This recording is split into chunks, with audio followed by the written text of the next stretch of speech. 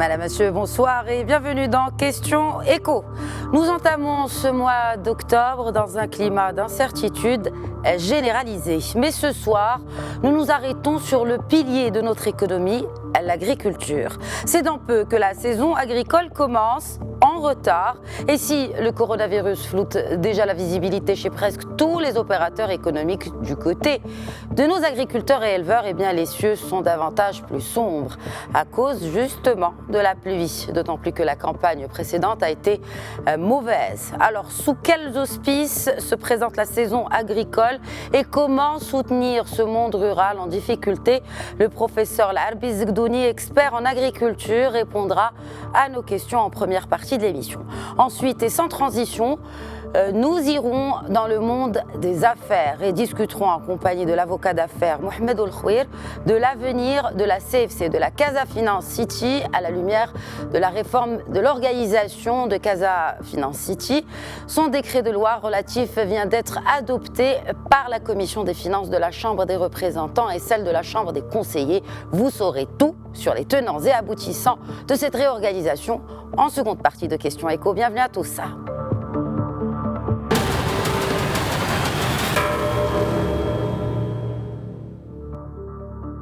Plus que quelques jours donc avant le lancement officiel de la nouvelle campagne agricole.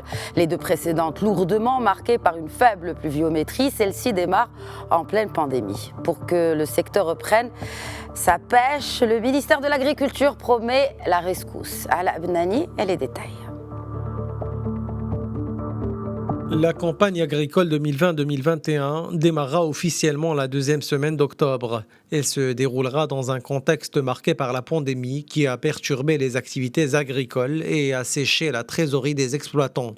Pour réussir le lancement de cette nouvelle saison, le département de tutelle doit assurer l'approvisionnement en intrants et structurer les circuits de distribution des semences.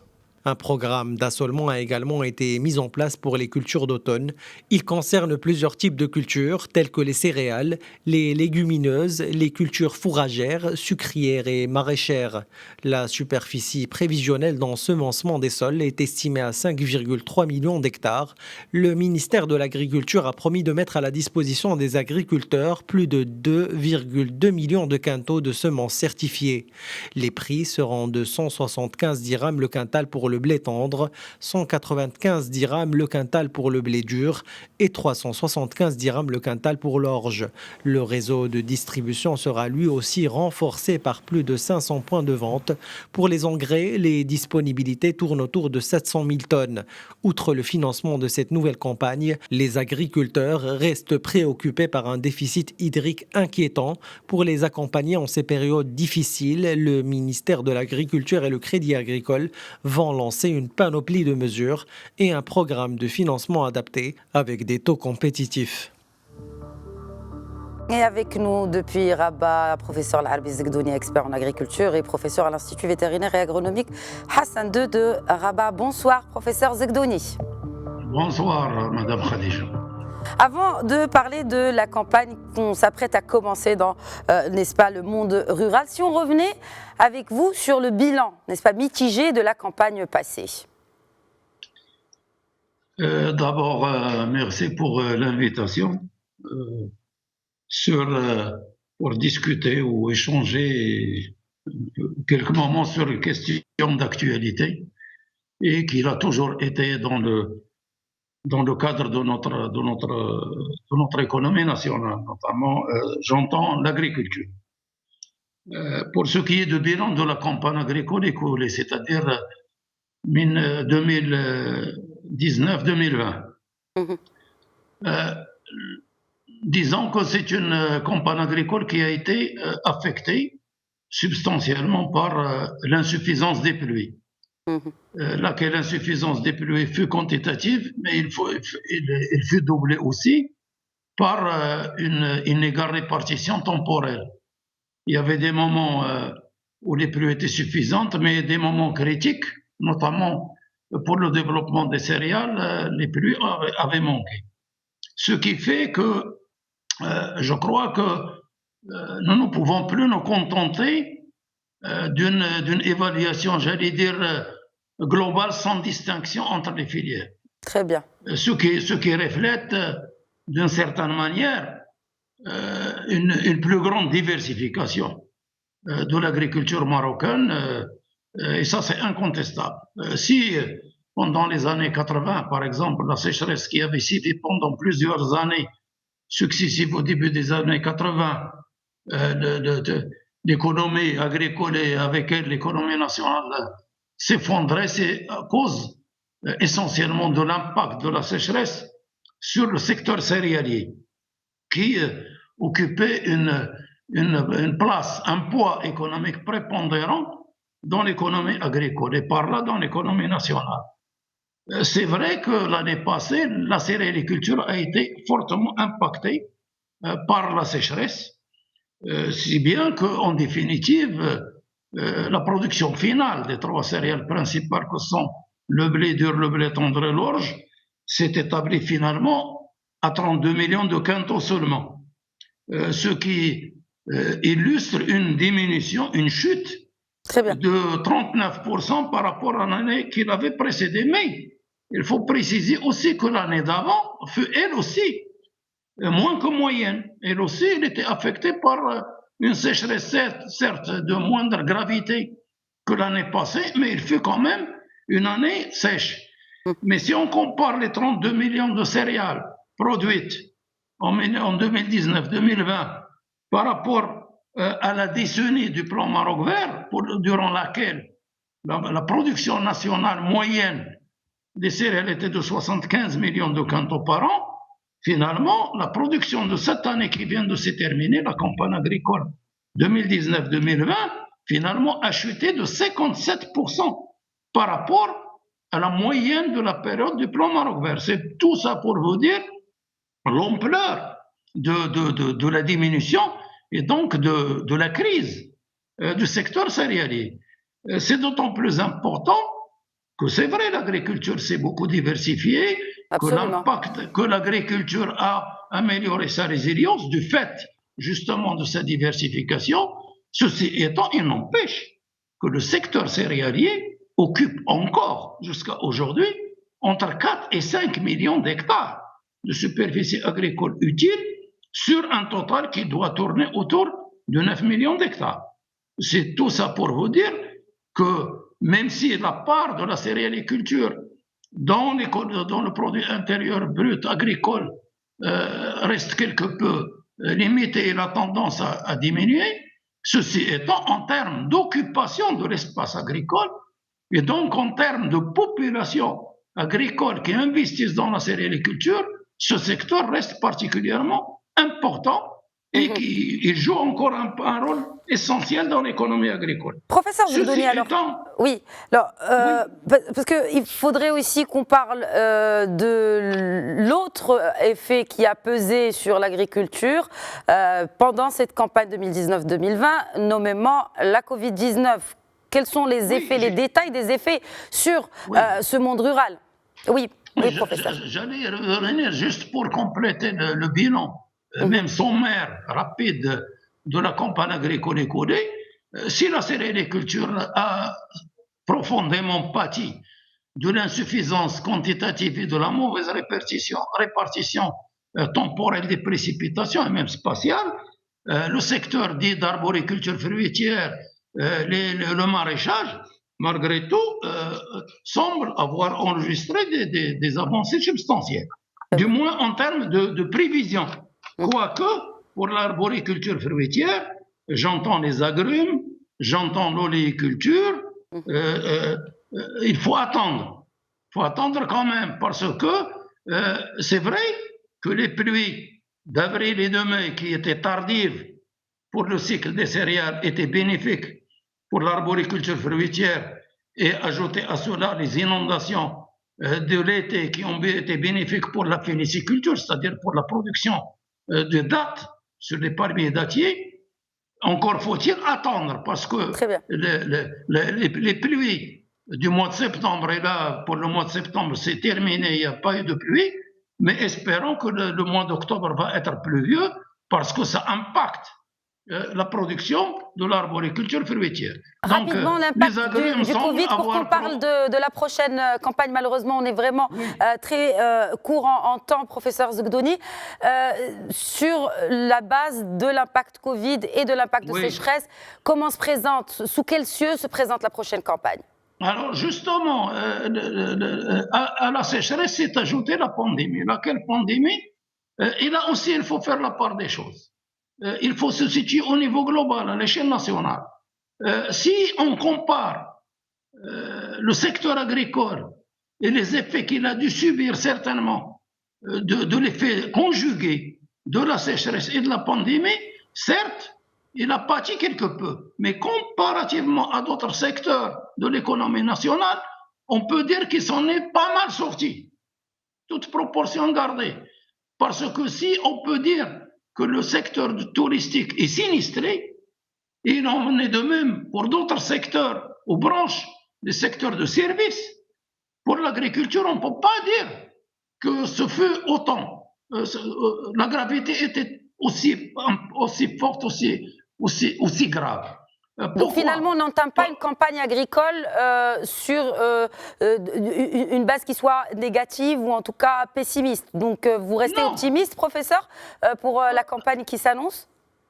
Disons que quand je compare la situation du secteur agricole à la lumière de la conjugaison de la sécheresse et de la pandémie de l'année qui persiste malheureusement encore par rapport à d'autres secteurs, le secteur agricole a résisté. Il a fait preuve de résilience et pour simple quelques indicateurs. C'est que l'approvisionnement du marché national, mais même extérieur pour l'export, n'a pas été profondément perturbé. Nous disposons de tous les produits à des prix abordables dans l'ensemble, malgré quelques pics de prix. Mais ceci étant, il faut reconnaître et il faut vraiment rendre un grand hommage, un vibrant hommage à nos agriculteurs qui, malgré toutes les difficultés de la sécheresse et de la pandémie, ont assuré un approvisionnement satisfaisant des produits en quantité, en qualité. Justement, puisque vous parlez de ces agriculteurs, pour terminer rapidement, quelles mesures préconisez-vous? Quelles mesures d'accompagnement? On parle, bien sûr, le ministère annonce une batterie de mesures en concordance avec le Crédit Agricole également. Oui. Comment, selon vous, ces agriculteurs devraient être accompagnés? Rapidement, s'il vous plaît, professeur Zegdouni. Ok, donc je voulais dire que tout ceci étant, mais ça n'empêche, les revenus de nos agriculteurs ont été réduits. Du fait qu'ils n'ont pas pu vendre leurs produits au moment opportun du fait du confinement et de la fermeture des souks. Donc l'offre était là et la demande était réduite, donc ils n'ont pas vendu comme il faut au prix convenable rémunérateur de leurs produits. Première chose, du fait qu'il y a eu des usines qui avaient fermé, tous les immigrés de ces familles d'agriculteurs qui bénéficient de transfert de revenus de leurs immigrés dans le pays et à l'extérieur, ils ont été réduits. Et donc, la principale difficulté, de mon point de vue, à laquelle les décideurs devraient être attentifs, c'est le financement. Je relève que le ministère de l'Agriculture projette de mettre à disposition 2,2 millions de quintaux de semences sélectionnées à des prix que je trouve intéressants, du moins pour le blé dur et le blé tendre, moins de 200 dirhams le quintal. Mais encore faut-il que nos agriculteurs puissent avoir les liquidités, le fonds de roulement, le financement nécessaire pour qu'ils puissent accéder aux semences, aux engrais, pour qu'ils puissent payer la mécanisation pour les travaux du sol et tout ça. Et donc la question du financement, des capacités de financement des agriculteurs va être déterminante. Et il ne suffit pas que les intrants soient disponibles, encore faut-il qu'ils soient accessibles.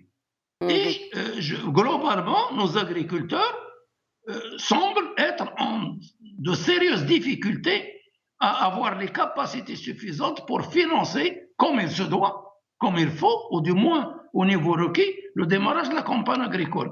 Et là, il y a un aspect qui me paraît être important pour les responsables de ce secteur. C'est vrai, mettre à disposition des intrants, c'est une bonne chose, faciliter l'octroi de crédit auprès d'une institution reconnue pour son rôle dans le financement de l'agriculture, c'est bon, mais encore faut-il que tout ça soit accessible. Je crois qu'il faut encourager davantage les agriculteurs à souscrire à l'assurance multirisque agricole parce que l'évaluation de l'expérience semble militer en faveur de l'encouragement de l'élargissement de cette mesure. Merci beaucoup, professeur Labouise Gdoudi, d'avoir répondu à nos questions. Et nous passons à présent à la seconde partie de Questions Éco.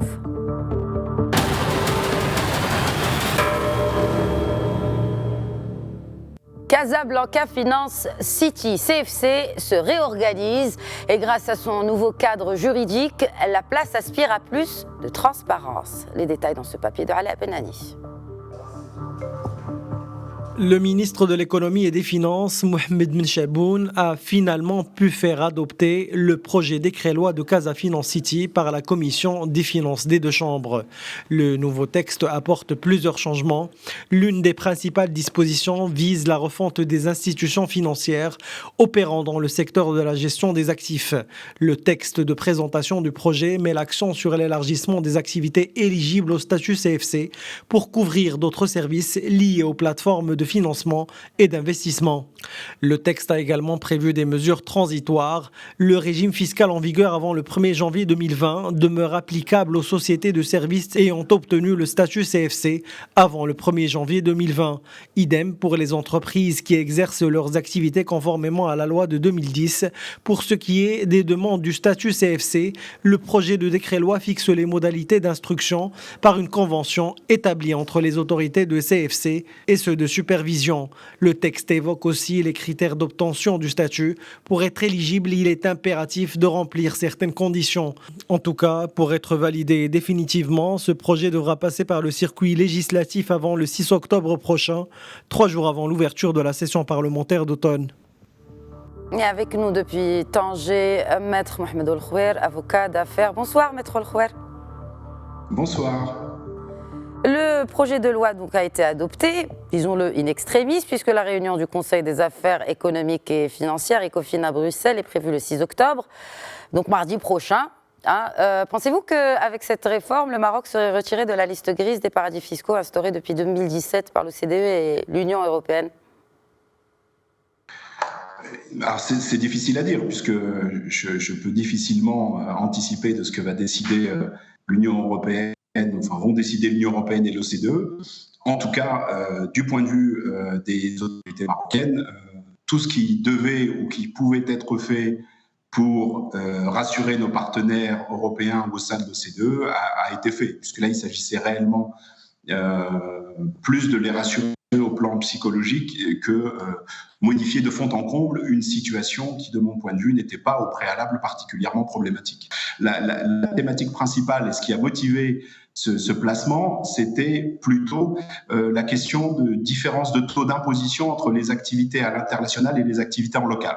Et l'Union européenne considérait notamment que des sociétés installées au Maroc, mais qui avaient une activité visant l'Europe ou l'international ou de manière plus générale l'exportation, n'étaient pas suffisamment taxées et que ça leur posait un réel problème et que il fallait plutôt mettre un mode de taxation équivalent entre les entités marocaines travaillant en local et celles travaillant à l'export. Donc c'était véritablement ça l'angle qui a été privilégié par l'Union européenne pour différentes raisons. Il y a aussi d'autres thématiques puisque l'Union européenne elle-même connaît en son sein des dissensions de ce type-là, notamment les Pays-Bas, l'Irlande ou le Luxembourg. Mais la problématique principale, elle était celle-là. C'est pas une problématique de dire c'est une zone qui serait pas transparente, qui serait pas claire. Les flux financiers qu'il y a au CFC ou au sein des banques marocaines sont parfaitement organisés, sont parfaitement transparents. Les banques marocaines sont installées partout en Afrique et en Europe. Elles ont le passeport européen. Donc, c'était pas tellement une question de transparence, à mon avis, même si peut-être certains l'envisagent sous cet angle. C'était véritablement cette question des taux d'imposition et donc, du coup, selon l'Union européenne, de la concurrence déloyale qu'aurait fait CFC à des entités installées ailleurs et qui, elles, exporteraient également et ne bénéficieraient pas de ces avantages. Donc, en gros, une société marocaine basée au CFC, qu'elle ait des actionnaires étrangers ou pas, aurait pu travailler à destination de la France avec un taux qui était beaucoup plus faible qu'une entité française travaillant pour la France en France. C'est cet élément-là qui a été, de mon point de vue, le déclencheur principal de toute cette problématique. Très bien. Parmi les 7 changements prévus par ce texte de loi, il y a le statut CFC, entre guillemets, autres institutions financières. Concrètement, à quoi devrait-on s'attendre par rapport à ce changement-là ? Là, c'est aussi un changement qui est assez intéressant parce que il faut pas oublier que l'objectif ou l'aspiration de Casablanca Finance City Authority et puis des autorités marocaines qui ont mis en place cette institution et cette place financière, c'était d'accompagner la stratégie de hub marocain vers l'Afrique. Donc il fallait, et naturellement l'investissement, quand on entend investissement, il y a l'aspect financier, mais il n'y a pas que ça. Il y a l'aspect négoce, il y a l'aspect commerce, il y a les supports à toutes ces activités financières ou de commerce ou de négoce. Et donc la réforme là que vous avez évoquée vise à élargir les conditions d'éligibilité pour justement ne pas être uniquement, exclusivement répertorié comme une place strictement financière, aussi parce que le monde a un peu changé, la terminologie aussi, et de plus en plus, quelque chose de financier ne veut pas dire forcément économique. On a peut-être une vision un peu péjorative, mais le financier, ce n'est pas que le financier, ce n'est pas simplement des transferts d'argent ou des flux d'argent, c'est aussi une activité économique, c'est du négoce, c'est du commerce, et justement cet élargissement des conditions d'éligibilité, des critères d'éligibilité qui a été décidé va permettre cela. Donc de mon point de vue, réellement d'être plus en phase avec cette logique de mise en place au Maroc à destination de l'Afrique. Alors, parlons à présent fiscalité. Donc, il y a cette clause que l'on vient d'ailleurs de suivre dans le papier. Le régime fiscal qui était en vigueur avant le 1er janvier 2020 devrait s'achever à la fin 2022. Qui est concerné par cela? Donc, c'est ces entreprises qui se sont installées avant le 1er janvier 2020, c'est cela? Oui, en fait, ce qui s'est passé, c'est qu'il y a eu effectivement au 1er janvier 2020 un changement de régime. Auparavant, le régime, on va essayer de faire ça de manière très simple et schématique. Auparavant, le régime, c'était un taux réduit pour le chiffre d'affaires à l'export et un taux normal pour le chiffre d'affaires réalisé sur le territoire marocain.